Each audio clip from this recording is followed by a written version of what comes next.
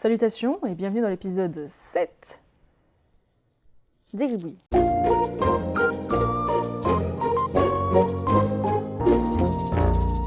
Lors de l'épisode précédent, j'avais donc traité un de vos gribouillis et j'avais trouvé ceci. Alors je m'étais essayé un petit peu à la craie d'art, bon, c'était pas faramineux, mais il faut bien essayer quand même dans la vie, sinon on progresse jamais. Donc du coup, j'avais quand même essayé de trouver un animal. Donc, j'avais trouvé ce magnifique oiseau, mais il y a quand même un humain qui est venu se greffer ici. Désolé, moi, l'appareil Dolly, ça marche vraiment très très bien et je vois toujours des humains. Toujours est-il que je vous avais demandé l'histoire de ces personnages et vous avez été extrêmement créatifs comme toujours. Ça a été très sympa de lire toutes vos idées dans les commentaires et du coup j'ai pioché des idées de certains d'entre vous, j'ai tout mixé et voyons voir ce que ça donne dans la petite histoire au coin du feu.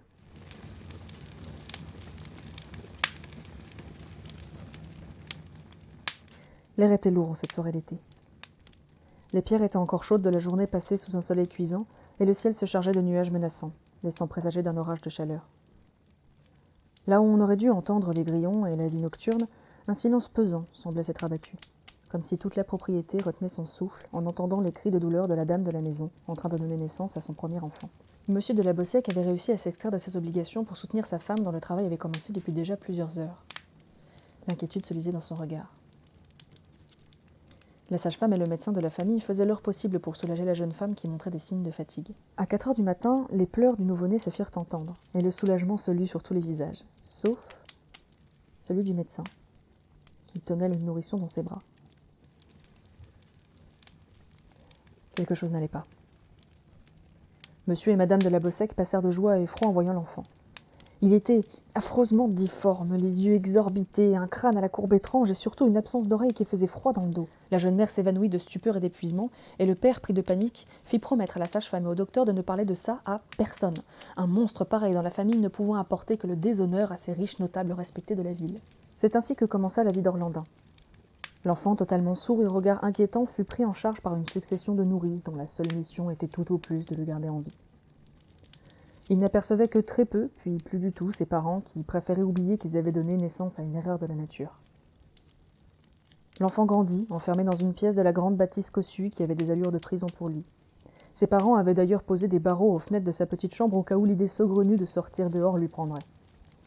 Coupé de tout, Orlandin vivait dans un monde clos, emmuré de silence.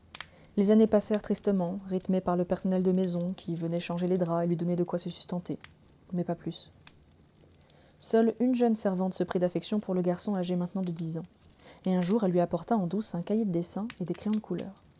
Elle avait fait le sacrifice de sa paye de la semaine pour pouvoir lui faire ce cadeau, dans l'espoir de voir juste une fois un sourire sur son visage. Orlandin mit du temps à comprendre à quoi servaient ces objets, mais quand la jeune femme lui expliqua à grand renfort de gestes, son souhait fut exaucé, et l'enfant lui offrit un sourire maladroit, mais sincèrement rempli de joie. Orlandin se découvrit alors une passion pour le dessin et se mit à dessiner ce qu'il voyait par sa fenêtre. Il remplissait des cahiers entiers d'arbres, de nuages, de rivières. Puisqu'il ne pouvait pas aller dehors, dessiner était comme faire venir un bout de l'extérieur à lui. Les murs gris de sa chambre se couvrirent de paysages, mais surtout d'oiseaux. Le garçon avait une fascination pour ces animaux si majestueux. Pour lui, ils étaient la définition même de la liberté. La servante faisait passer comme elle pouvait des feuilles et des crayons. Mais un jour, il ne la vit plus. Il ne le savait pas, mais ses parents avaient remarqué le manège qui se tramait et avaient congédié la jeune femme qui dut s'en aller, la mort dans l'âme, laissant le garçon derrière elle sans même avoir le droit de lui faire ses adieux. Sans ses crayons et surtout sans le sourire bienveillant de cette femme dont il ne connaissait même pas le nom, Orlandin plongea dans la mélancolie. Il touchait à peine à ses repas et ne détachait pas ses yeux de la fenêtre, observant les oiseaux, rêvant d'être l'un d'entre eux. Et puis, quelques mois plus tard, un des domestiques ne ferma pas correctement la porte. Ce n'est qu'à la nuit tombée que le garçon s'en aperçut, et c'est timidement qu'il sortit de sa cellule. Il explora la maison, émerveillé par les tableaux aux murs, la riche tapisserie et les meubles importés des 4 coins du monde. Arrivé dans le salon, son regard fut immédiatement attiré vers un élément. Il s'en approcha et découvrit un oiseau dans une cage. C'était le plus bel oiseau qu'il avait jamais vu. Bien différent des moineaux, corbeaux et pigeons qu'il pouvait apercevoir de sa fenêtre, celui-ci était grand, et bien que son plumage était tristement terne, il irradiait d'une noblesse et d'une pureté sans pareille. L'animal resta calme, et plongea son regard dans celui de l'enfant. Celui-ci ressentit alors une profonde tristesse. Le volatile était enfermé, comme lui, et rêvait de retrouver la liberté. Orlandin avait l'impression d'être lié à cet oiseau, de ressentir ses émotions, quand soudain, l'animal lui fit comprendre qu'il devait vite partir. Quelqu'un arrivait. Sans chercher à comprendre, l'enfant s'exécuta et retourna le plus vite qu'il put dans sa chambre, sa cage à lui. Loin d'être bête, le garçon ferma la porte derrière lui et trouva un système pour qu'elle ne se ferme plus, et ce, sans que personne ne s'en aperçoive. Il fallait qu'il retourne voir cet oiseau. Cette idée l'obsédait. Toutes les nuits, il retournait le voir et plongeait de nouveau ses yeux dans les siens pour pouvoir converser avec lui. Car oui, il conversait. La connexion entre l'enfant et l'oiseau était si forte qu'il parvenait à se comprendre sans aucun mot. L'oiseau lui raconta sa vie, le goût des insectes, la sensation de l'eau fraîche dans son gosier. Il lui fit les récits de ses voyages à tire-d'aile, la sensation du vent dans ses plumes, comment il avait été capturé et offert en cadeau lors d'une soirée mondaine, et comment il s'était retrouvé ici. Ces histoires tenaient en haleine le jeune garçon qui ne connaissait rien de l'extérieur, mais qui avait l'impression de vivre ses expériences rien qu'en écoutant l'oiseau. Une nuit, alors qu'ils étaient en grande conversation, ils furent surpris par le père qui devint rouge de colère de voir cette chose qu'il ne pouvait appeler son fils dans le salon. Il se rua sur lui. Il était prêt à tous les accès de violence. Orlandin l'évita de peu et courut dans la pièce. Dans son élan, l'homme fit tomber la cage de l'oiseau, qui s'ouvrit. Il était temps de partir de cette maison. Tout de suite, l'oiseau et l'enfant se dirigèrent vers la lourde porte d'entrée. D'un commun accord, l'oiseau resta en arrière pour ralentir M. de la Bossec pendant que l'enfant cherchait la clé, déverrouillait la porte et l'ouvrait non sans difficulté due à sa frêle constitution. L'oiseau lacérait le visage de l'homme, fou de colère, et rejoignit l'enfant quand celui-ci lui fit signe. Orlandin et l'oiseau étaient enfin dehors. Une sensation de bonheur immense envahit leur cœur, mais pas le temps de savourer l'air frais. Il fallait courir, fuir à toutes jambes. Leur vie en dépendait. L'homme était sur leurs talons. L'enfant suivit alors les conseils de l'oiseau. Il fallait s'engouffrer dans la forêt toute proche. L'enfant courut, l'oiseau à ses côtés, pendant un temps qui lui parut une éternité, jusqu'à ce qu'enfin son ami lui dise qu'ils avaient semé la bête furieuse. Le jeune garçon essoufflé avait la tête qui tournait, et s'assit lourdement, le dos contre un chêne, tentant de ralentir son cœur sur le point d'exploser. Quand il reprit ses esprits, il put enfin prendre conscience de ce qu'il y avait autour de lui. Le jour se levait. La lumière orangée transparaissait au travers des feuilles qui se balançaient doucement dans une brise légère, chargée de l'odeur des sous-bois. Il sentait la terre humide sous ses pieds nus et le vent frais sur ses joues encore empourprées de la course qu'il venait de faire. L'oiseau s'enquit de son état. Tout allait bien. Tout allait parfaitement bien. Cette sensation de liberté dont il avait toujours rêvé était enivrante. L'oiseau, qui était tout aussi heureux de ne plus être en cage, faisait des loopings dans les airs devant le garçon. Enfin libres. Ils étaient enfin libres. L'animal se posa sur les genoux du garçon et étendit ses ailes. Son plumage jusqu'alors si terne se teinta de couleurs flamboyantes. Il se mit à chanter. Orlandin aurait tout donné pour entendre ce chant, et les larmes de tristesse emplirent ses yeux. L'oiseau s'arrêta et avança vers l'enfant jusqu'à coller sa poitrine contre la sienne. Puis, il se remit à chanter. Orlandin sentit alors dans tout son corps les vibrations de ce chant merveilleux, ode à la liberté, et des larmes, cette fois de joie, coulèrent sur ses joues. L'oiseau et l'enfant ne se séparèrent plus jamais, et après s'être enfoncés dans la forêt, l'histoire ne dit pas ce qu'ils devinrent. Mais, de par le monde, on entendit parler d'un étrange voyageur avec son carnet de croquis et son oiseau multicolore.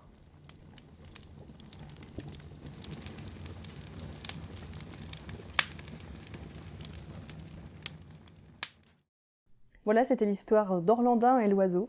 J'espère que ça vous a plu. Alors je sais, l'histoire a été un petit peu plus longue que les 2 dernières fois. Je sais pas, j'ai une sorte de syndrome qui fait qu'à chaque fois que je commence à faire quelque chose, une sorte de série, etc., ça devient de plus en plus long. Donc je vous promets que je vais essayer de me réfréner un petit peu parce que sinon, à ce rythme-là, on va se retrouver avec des histoires sur une demi-heure et ça va être terrifroyable. Donc, donc on va éviter de faire ça. Hein. Cette fois, pas de musique de Johan Turpin en même temps que la sortie de cet épisode parce que nos emplois du temps ont fait que on n'a pas pu se caler correctement pour ça. Donc voilà, parce que oui, pour ceux qui ne l'avaient pas capté, l'épisode précédent, il y avait une musique à la fin de la petite histoire au coin du feu. Et c'est Johan Turpin qui l'a faite, exprès pour cette histoire. Et il a eu la gentillesse, j'étais vraiment très flattée qu'il me propose ça. En fait, il m'a proposé de composer une musique pour chaque histoire au coin du feu, s'inspirer de la petite histoire à chaque fois, et de créer une musique exprès pour ça. Donc c'est quelqu'un d'extrêmement talentueux, j'adore, mais vraiment j'adore son travail. Et on va essayer à chaque fois de se caler pour que chaque petite histoire au coin du feu ait son petit bonus musical. Donc voilà, donc là, Ça n'arrive pas en même temps que l'épisode, je peux pas l'intégrer au montage, mais ça arrivera un petit peu plus tard. Je mettrai le lien SoundCloud dans la description, et puis j'essaierai aussi de mettre une fiche. Voilà, ce sera là. Quand ça sortira, ce sera là. La dernière fois, je vous ai donné le gribouillis sur lequel j'ai moi-même bossé pour que vous puissiez vous-même voir des choses avec votre propre cerveau, et voici les résultats. Alors il y a beaucoup de choses. Il y a étrangement pas mal de manchots, je sais pas pourquoi. Mais en tout cas, c'était bien sympa, encore une fois, de voir tous ces résultats si différents. C'était chouette. Dans tous ces chefs-d'œuvre, j'ai sélectionné 3 d'entre vous. Alors d'abord, il y a Kamincha, qui a fait une demoiselle qui est en train de boire dans un verre à pied extrêmement étrange.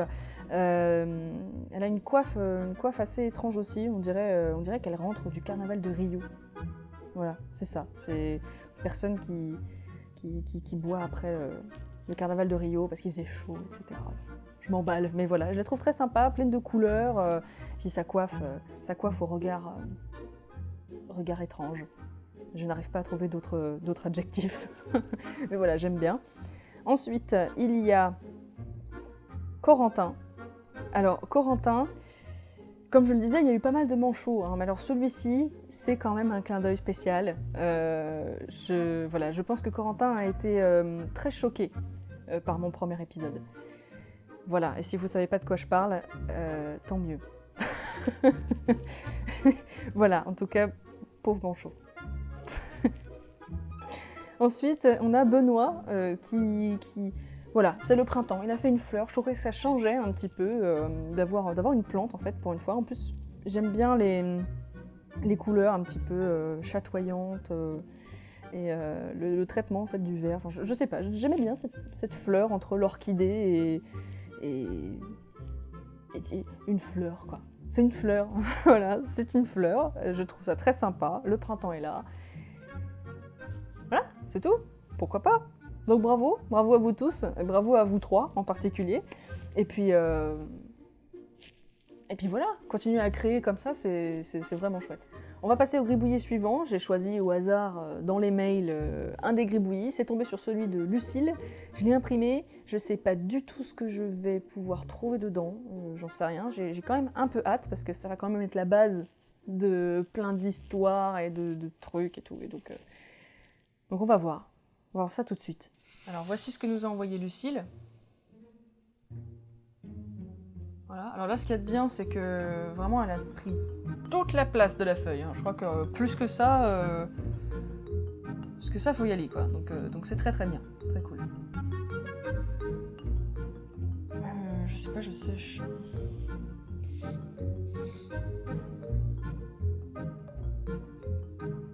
Oh oui, oui, ça y est, trouvé.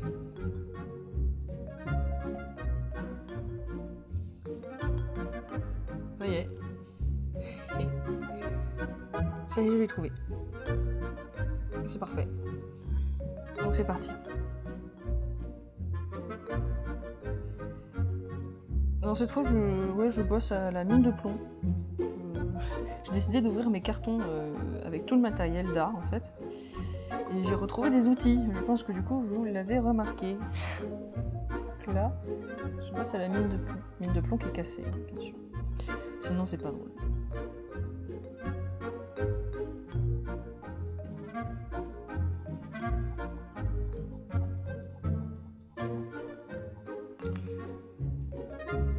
Alors, on m'avait fait remarquer en fait dans les commentaires que je faisais beaucoup d'hommes. Donc là, je fais une dame cette fois. C'est vrai que ça change un peu. Donc je fais une dame avec un chignon. Pour l'instant, je ne sais pas du tout si elle est jeune, si elle est vieille, ou quoi que ce soit. Je verrai selon les traits du gribouillis si je lui rajoute des rides ou pas. On verra bien. Donc là, la mine de plomb, c'est vraiment agréable en fait à utiliser. Mais alors pareil, tu t'en fous partout. Un tout petit peu moins que pour la craie d'art, bien entendu, mais t'en mets partout, quand même.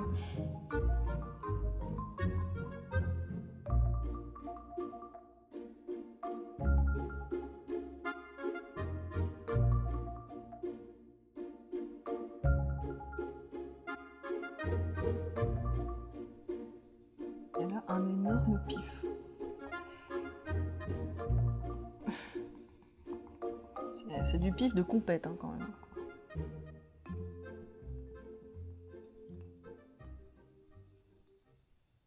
Voilà. Alors oui, je me suis un petit peu forcée à faire une fille, hein, pour une fois, puisque comme je le disais dans les commentaires, il y a quelqu'un qui m'a dit que je faisais souvent des messieurs, donc là, voici une madame. Bon après, je ne me suis pas forcée tant que ça non plus, hein, parce que tout était là, hein, le chignon, le nez, ce nez de qualité. Oh mon Dieu, mais qu'est-ce que c'est que ça? Puis alors, qu'est-ce que c'est que cette expression, quoi? On ne sait pas, est-ce qu'elle est blasée? Est-ce qu'elle est pas contente? Est-ce qu'elle est en colère? Je ne sais pas. Je sais pas du tout. Eh bien écoutez, ça va être à vous de me dire quelle est son histoire, pourquoi elle fait cette tête-là, comment elle s'appelle, etc. Voilà, vous commencez à être habitué maintenant. Hein. Je compte sur vous, comme toujours, et je sais que ça va être d'une qualité exceptionnelle. Pour l'épisode prochain, qui devrait arriver normalement dans 15 jours, eh bien, je vous mets le gribouillis de Lucille à télécharger dans un lien dans la description, hein, comme toujours. Si vous voulez m'envoyer le résultat, eh bien, vous pouvez m'envoyer un mail avec comme objet résultat épisode 7 à l'adresse mail qui s'affiche ici. Pour ceux qui veulent donner un nouveau gribouillis pour l'épisode 8, eh bien, vous mettez comme objet gribouillis épisode 8 et vous l'envoyez toujours à cette même adresse. Pour ceux qui veulent laisser un petit mot, etc., eh bien, vous avez toute la barre des commentaires pour ça. D'ailleurs, je vous remercie aussi pour les petits mots qu'il y a dans les mails. Hein. Je les lis toujours. Je réponds jamais parce que sinon on n'a pas fini, mais je les lis toujours. Et puis, si vous voulez faire les 3 options, eh bien, vous pouvez le faire. Vous êtes totalement libre. C'est vraiment comme vous voulez. Voilà, à votre libre création. Il me reste plus qu'à vous dire à très bientôt. Merci beaucoup pour toute votre créativité. J'en profite aussi pour remercier les tipeurs grâce à qui récemment j'ai pu acquérir un super micro pour faire des voix off. Je vais vous faire des voix off de qualité avec ça. C'est un véritable bonheur. C'est génial. Voilà. Petit instant autopromo aussi, la boutique est toujours là avec des t-shirts, des dessins inédits, etc. Elle a été mise à jour il n'y a pas très longtemps avec le Caladre, donc le dernier bestiaire qui est disponible en poster, etc. N'hésitez pas à jeter un œil. Bien entendu, partagez, likez, abonnez-vous, tout ça. Vous connaissez la chanson. Moi je vous dis à très bientôt pour de nouvelles histoires et bien plus encore. Tchuss.